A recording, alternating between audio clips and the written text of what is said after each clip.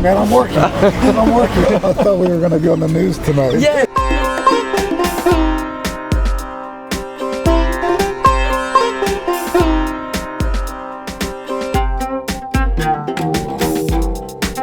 Ce sont ces photos, en particulier celle qu'il a faite sur la ville de Jodhpur, qui m'a donné envie de faire ce métier. Je dirais que c'est avant tout une icône, surtout dans le reportage. Les couleurs très vives, la lumière exceptionnelle. Elle parle d'elle-même, il n'y a pas besoin de mettre de mots pour que vraiment la photo prenne vie. Pour moi, Steve McCurry, c'est la quintessence du photoreportage. Les yeux de ces personnages. Et j'ai été subjugué par le regard de ces sujets. De se rapprocher des gens, d'être à la fois dans le reportage, mais aussi dans l'esthétisme. I think I became a photographer. For me, it was an opportunity to travel, see the world, to explore and to wander, and really to just see this incredible planet that we live on. That was the kind of the fundamental reason why I got into photography. I had lived in Europe for a year, and I decided that I had a real passion for travel. I decided that whatever I did in my life, I wanted travel to be part of it. So photography was like the perfect way to have a combination of sort of artistic expression and travel.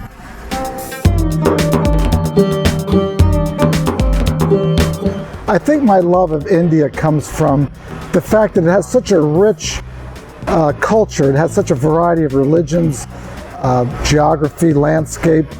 You have extreme wealth, you have extreme poverty, you have people living in an ancient way versus people living in a very modern cities. So it's really a place which you never get tired of traveling to. It has such an incredible depth of culture that it's a place that I think I could go back to for even several lifetimes. My first trip to Afghanistan was back in 1978. It was really quite a shock to arrive there and to see the sort of mass of humanity. But I got a kind of a shock after being there for a few days. I went up to the foothills of the Himalayas and I saw snow and I saw monkeys playing in the snow, which for me was a big shock because I always thought of India as a kind of a tropical country, and I never would have imagined that in this sort of the foothills of the Himalayas I would see this snow and monkeys in the trees. So it was very fascinating, a place that I think you are either delighted or fascinated or horrified, but there's always some amazing thing waiting for you around the next corner.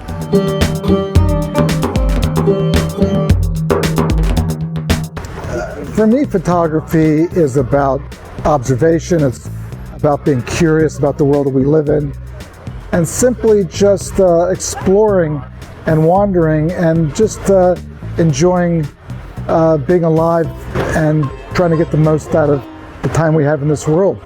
I think one of the main features of my work is this commonality of humanity, how we all share this planet, how we all are essentially the same.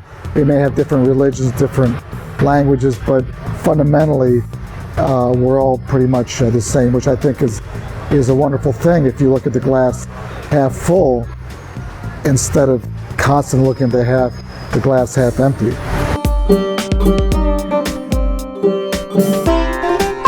My advice to a young photographer is simply to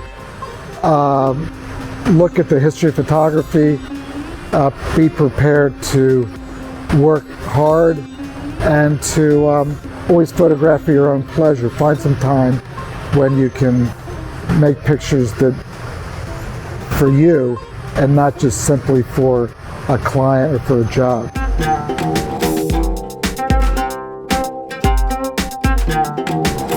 If my work is appreciated or admired, if people can learn something from my photographs, I think it's a great thing. I hope people can enjoy my work. I hope young photographers can look at what I've done and perhaps get some sort of inspiration. So no, I think that's a great thing. I think having traveled the world for almost 40 years, I think I've seen a lot, and hopefully I've been able to share that with other people. I think documentary photography can be done in a very artistic way. I think I look at the work of Henri Cartier-Bresson, who's perhaps one of the greatest photographers that ever lived. He photographed many world events, and I think he did it in a very incredible artistic way with a very sensitive eye, great humanity. I think his pictures today, we look at his work and we see great art, but also great stories, great documentation. So I think at a highest level, the work of a photographer like Henri Cartier-Bresson can reach and tell, can be historic, can be artistic, can be journalistic, can be all those things.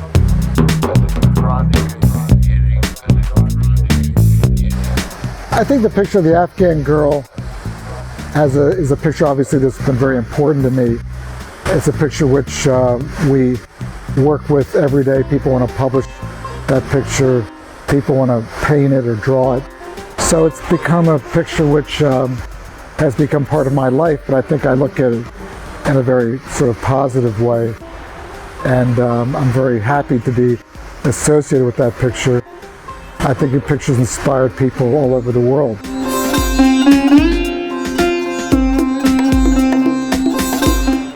As I do my work and wander the world, the best memories for me happen every day. I think each day provides great opportunity for interesting encounters with people. Every day is a miracle, every day is a new adventure, so I look forward to getting up and exploring and wandering.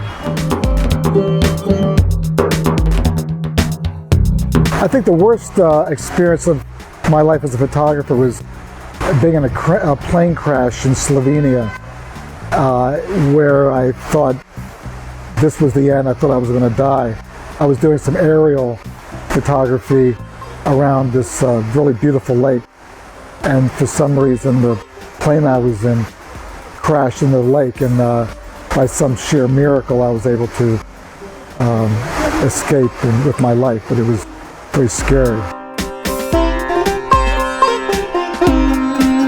I think it's one of my favorite bookshops in the world. I always look forward to coming back here and signing books, meeting people, so it's a great pleasure to come back here and be with the people.